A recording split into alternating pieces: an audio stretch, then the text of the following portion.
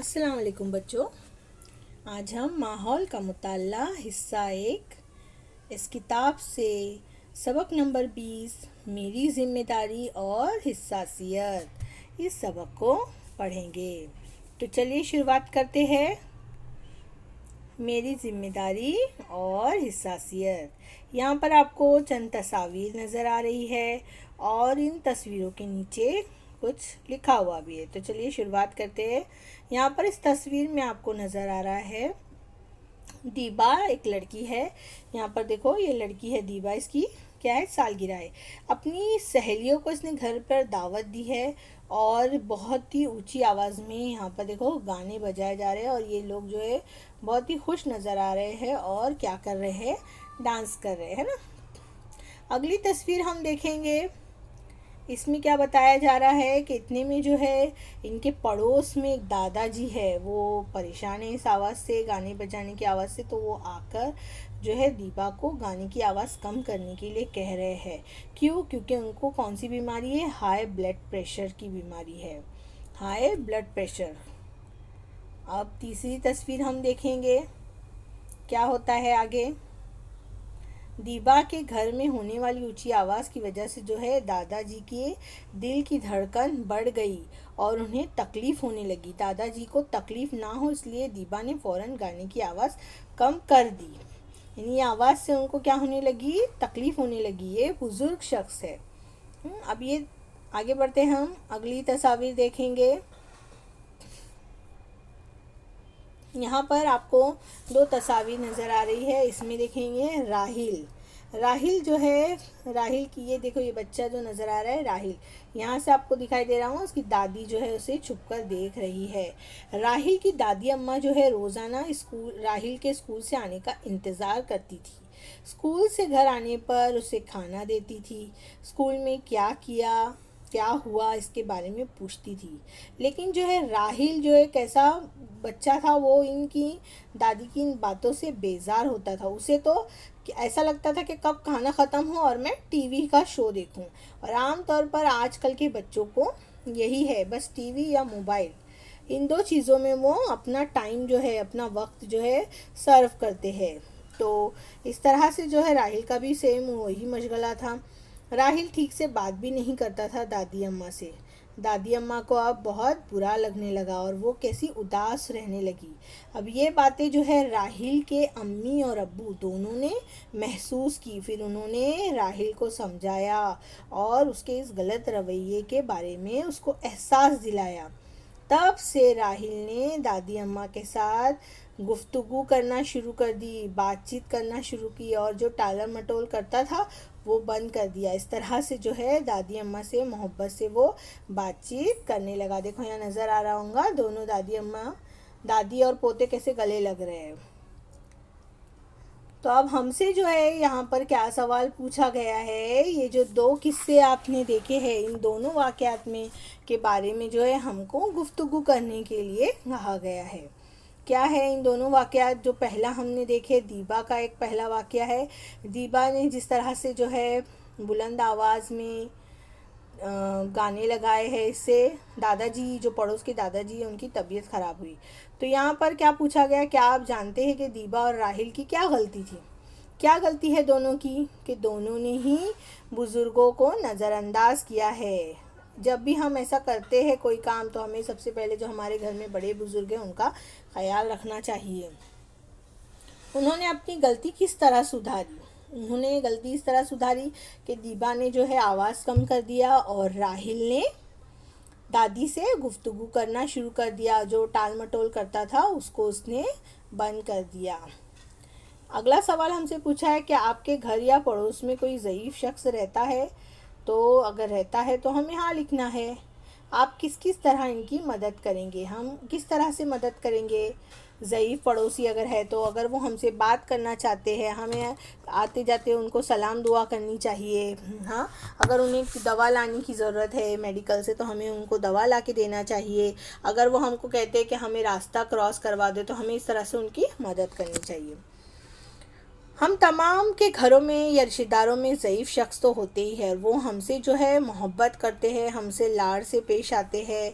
लेकिन जो है ऐसा है कि वो हमारी तरह वो दौड़ भाग नहीं कर सकते, क्योंकि वो बुज़ुर्ग होते हैं ना, हमारी तरह वो दौड़ भाग नहीं कर सकते हैं। दुकान से हमारा अब ये फ़र्ज़ है कि हमें उनके लिए दुकान से सामान लाना चाहिए, दवा ला के देनी चाहिए। अगर कोई चीज़ें ऊंची जगह पर रखी है तो हमें वो निकाल कर देनी चाहिए। सुई में अगर धागा पुरोना है तो वो हमको पिरो कर देना चाहिए। ऐसे छोटे मोटे काम उनके हमें कर देना चाहिए। जैसे भी उनको हमारी मदद की ज़रूरत है, हमें उनकी मदद करनी चाहिए। बुलंद आवाज़ में टीवी गाने बजाने नहीं करनी चाहिए, क्योंकि उससे उन्हें बेचैनी महसूस हो सकती है। खूब शोर गुल से उन्हें तकलीफ़ हो सकती है, इसलिए हमें कम आवाज़ में टीवी देखना चाहिए, गाने सुनने चाहिए। अक्सर औकात ऐसा होता है कि दादा दादी दिन भर घर पर अकेले होते हैं, तो वो क्या हो जाते हैं, बोर हो जाते हैं। और आजकल की मसरूफ़ियत की दुनिया में ऐसा ही होता है। हमारे बहुत से घरों में जो है पेरेंट्स वर्किंग होते हैं, माँ बाप दोनों ही काम करते हैं, और बच्चे भी सुबह से स्कूल चले जाते हैं, शाम में घर आते हैं, तो दिन भर ये बुज़ुर्ग शख्स कैसे बोर होते हैं। तो उस वक्त जब घर पे सब लोग आते हैं तो उन्हें ऐसा महसूस होता है कि वो अपने घर के अफराद, हमारे छोटे बच्चों, पोते पोतियों के साथ जो है बातचीत करे। तो हम उनको टाइम देना चाहिए, उन्हें जो है ऐसा अकेला फील नहीं करवाना चाहिए। आगे बढ़ते हैं। घर या पड़ोस में मरीज़ हो तो आप क्या करेंगे? घर या पड़ोस में अगर मरीज़ है तो हम क्या करेंगे? मरीज़ को वक्त बेवक्त मिलने के लिए जाए। अब यहाँ पर आपको बताना है सही या गलत। अगर ये सही है तो सही का निशान लगाना है, गलत है तो सामने गलत का निशान लगाना है। मरीज़ को वक्त बेवक्त मिलने के लिए जाए तो ये सही है। मरीज़ को हम वक्त बेवक्त मिलने के लिए जाए तो ये होगा गलत। तो आपको यहाँ क्या करना है, गलत का क्रॉस लगाना है। मरीज़ को वक्त पर दवा दे तो ये सही होगा ना, मरीज़ को वक्त पर हमें दवा देना है, तो यहाँ हम सही का निशान लगाएंगे। मरीज़ को खाने के लिए तली हुई चीज़ें दे, बिल्कुल गलत। जब बीमार हो मरीज़ तो उस वक्त हमें जो है हल्की फुल्की ग़िज़ा देनी है, तो ये बयान गलत है। मरीज़ को गैर ज़रूरी मशवरा ना दे, ये सही है एकदम। उन्हें गैर ज़रूरी मशवरा देके उन्हें परेशान नहीं करना है, यानी उनकी मर्ज़ को हमें, बीमारी को और नहीं बढ़ाना है, बल्कि हमें उन्हें तसल्ली देनी है। मरीज़ को वक्त पर खाना खिलाए, सही एकदम। उन्हें वक्त पर खाना देना चाहिए मरीज़ को। मरीज़ के कमरे में बुलंद आवाज़ में टीवी देखे, एकदम गलत। उससे मरीज़ बेचैन होगा, उसकी बीमारी और बढ़ेगी।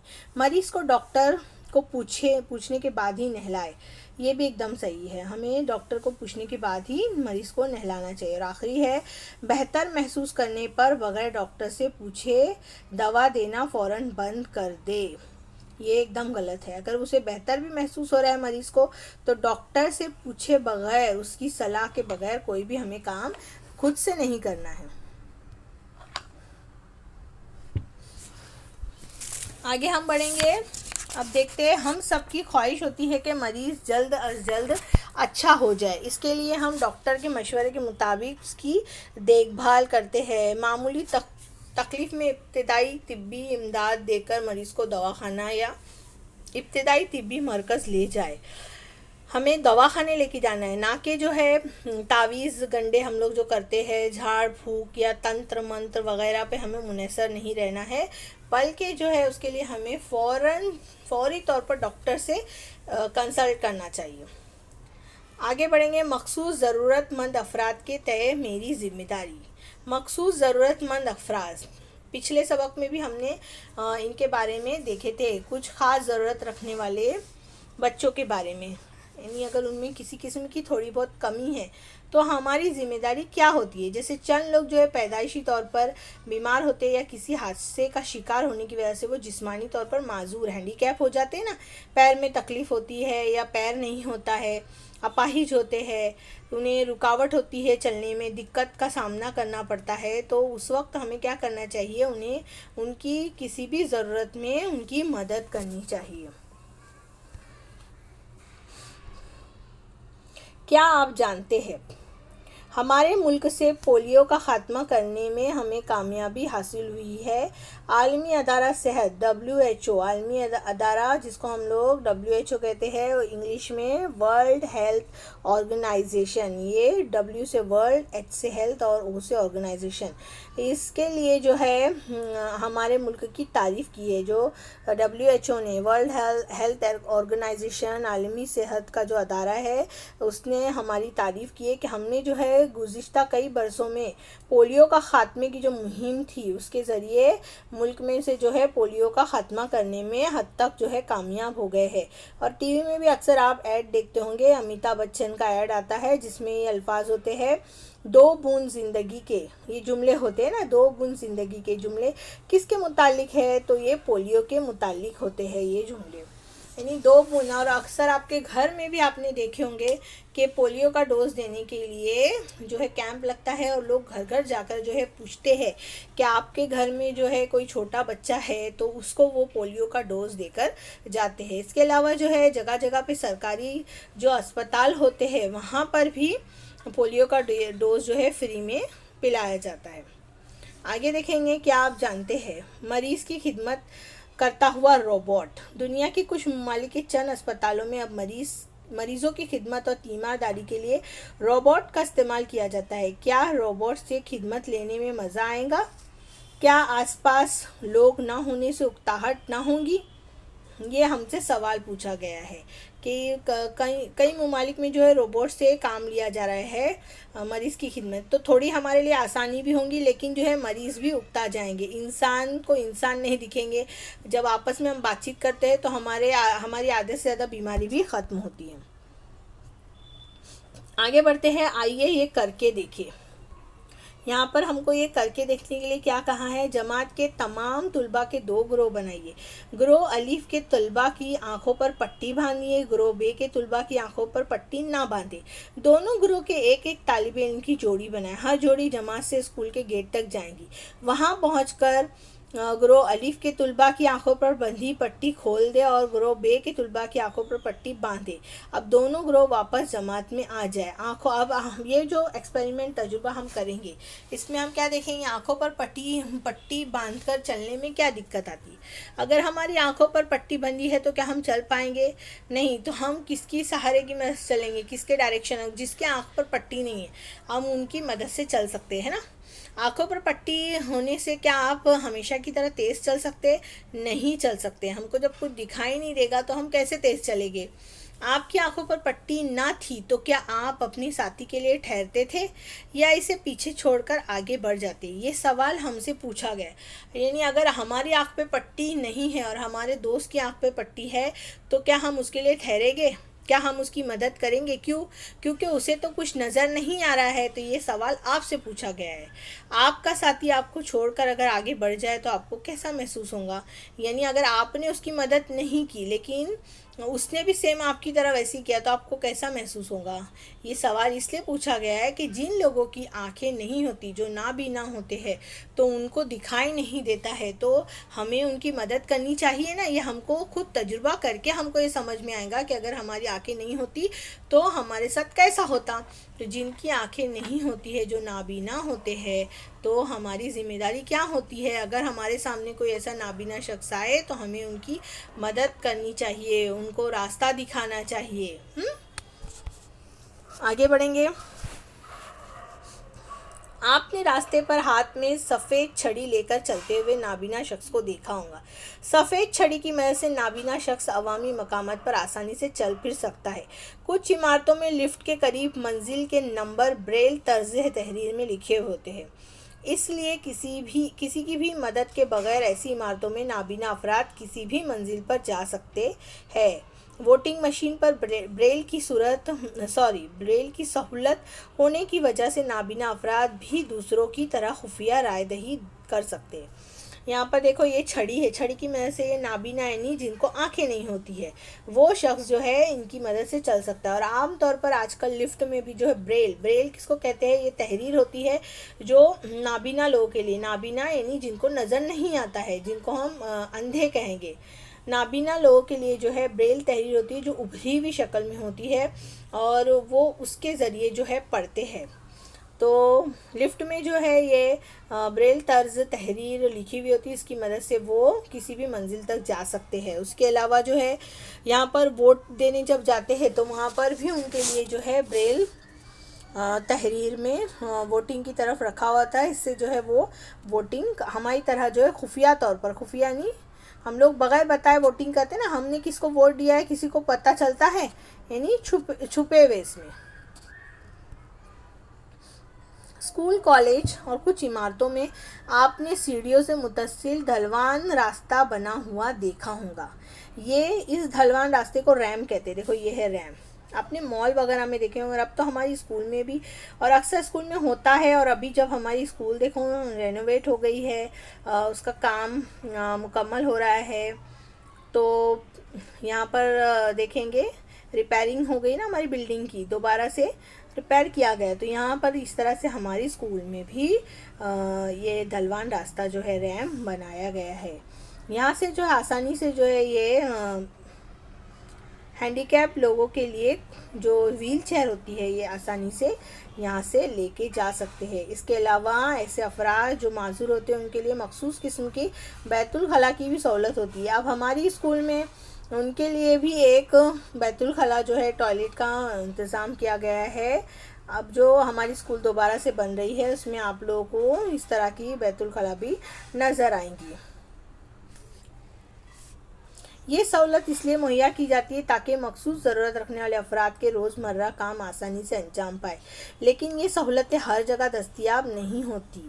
इसके लिए जो है हमें इनके लिए हमदर्दी और मोहब्बत का जज्बा रखना चाहिए और उन्हें हमदर्दी के साथ पेश आना चाहिए। अब नाबीना अफराद के लिए ब्रेल तर्ज तहरीर का इस्तेमाल करके पढ़ सकते हैं। वो नाबीना नहीं, जिनको दिखाई नहीं देता। अभी मैंने आपको बताया कि ब्रेल तर्ज तहरीर का इस्तेमाल करके वो जो उभरे हुए होते हैं कागज़ पर नुक्ते, उनको छू कर जो है वो उसको पढ़ सकते हैं ज़बान को। यहाँ देखेंगे ये नाबीना शख्स है जो पढ़ रहा है, और यहाँ पर आप देखेंगे एक माजूर शख्स नज़र आ रहा है आपको, जो कि व्हील चेयर पे है और क्या कर रहा है, वो चेस शतरंज खेल रहा है।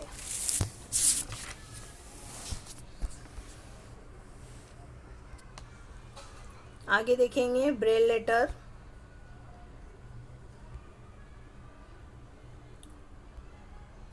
ये देखेंगे ब्रेल अल्फ़ाबेट। यहाँ हमको तस्वीर में दिए हुए ब्रेल तहरीर के निशानात इस्तेमाल करके अपना नाम लिखेंगे, और या फिर जो है अपनी सहेली का भी लिख सकते हैं। इशारों की ज़बान में निशानात इस्तेमाल करके अपने दोस्त से सहेली का नाम लिखेंगे। दो चीज़ें दी गई, यहाँ पर ब्रेल है, ब्रेल लेटर है, और ये आगे बढ़ेंगे हम तो ये इशाराती ज़बान है, तो इसके ज़रिए भी आप बता सकते हैं। और ये जो ब्रेल लेटर आपको नज़र आ रहे हैं, देखिए ए के लिए कितना है, यहाँ पर 6 डॉट में से ये 1 डॉट जो है फिल किया गया है, तो ये ए के लिए यूज़ होगा। बी के लिए यहाँ पर साइड के 2, सी के लिए ये इस तरह से ये ब्रेल यानी ये उभरे हुए होते हैं। ये 6 डॉट में से ये एक उभरा हुआ रहेगा तो उनको समझ में आएगा कि वो ए है। तो इस तरह से आपको अपना नाम लिखने के लिए कहा गया है। और इशाराती ज़बान आपको नज़र आएंगी। यहाँ पर ए के लिए किस तरह की निशानी है, 2 अंगूठे मिलाए गए हैं। बी के लिए ये देखिए इस तरह से। सी के लिए ये हाथों को जो है कर्व देके सी बनाया गया है। डी इस तरह से। तो इस तरह से इशाराती ज़बान का इस्तेमाल करके जो है ये नाबीना शख्स बातें समझते हैं और ब्रेल लेटर के ज़रिए पढ़ते हैं। आगे बढ़कर हम देखेंगे क्या आप जानते हैं सुधा चंद्रन नामी खातून भारत नाट्यम की माहिर रक्कासा है। एक हादसे में इनको अपना पैर गंवाना पड़ा, लेकिन मसनूई पैर लगाकर उन्होंने सख्त पाबंदी से रक्स और अदाकारी जारी रखी। सुधा चंद्रन आपको पता है ये कौन है, ये एक्ट्रेस। ये आप लोग आजकल जो नागिन सीरियल देखते हैं ना, तो इसमें सेकेंड या थर्ड जो सीज़न था उसमें सुधा चंद्रन थी। तो ये वही है एक्ट्रेस जो कि पैर नहीं है उनके, लेकिन नकली जिसे हम कहेंगे वो पैर लगवा कर जो है मसनूई पैर लगवा कर वो जो है रक्स भी बहुत अच्छा करती है और अदाकारी भी करती है। ये डांस के शो में भी अभी आई थी बीच में और उन्होंने डांस भी बहुत ही अच्छी से किया था।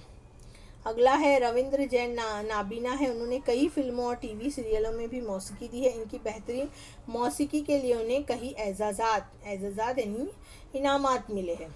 और शरद गायकवाड़ का एक हाथ कमज़ोर था, लेकिन तैराकी के मुकाबले में उन्होंने अपने मुल्क का नाम जो है दुनिया में रोशन किया।